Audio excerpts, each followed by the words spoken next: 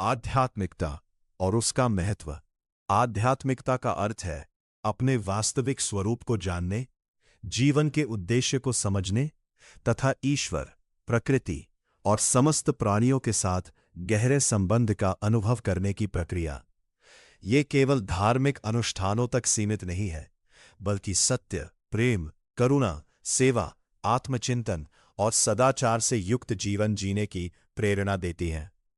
आध्यात्मिकता का महत्व। आंतरिक शांति। आध्यात्मिकता मन को शांत करती है तथा तनाव, भय और चिंता को कम करने में सहायता करती है। जीवन का उद्देश्य। यह व्यक्ति को जीवन का सही लक्ष्य समझने और सार्थक जीवन जीने की प्रेरणा देती है।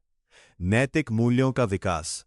सत्य, ईमानदारी, करुणा, क्षमा, विनम्रता और अनुशासन जैसे गुणों का विकास होता है। मानसिक और भावनात्मक शक्ति।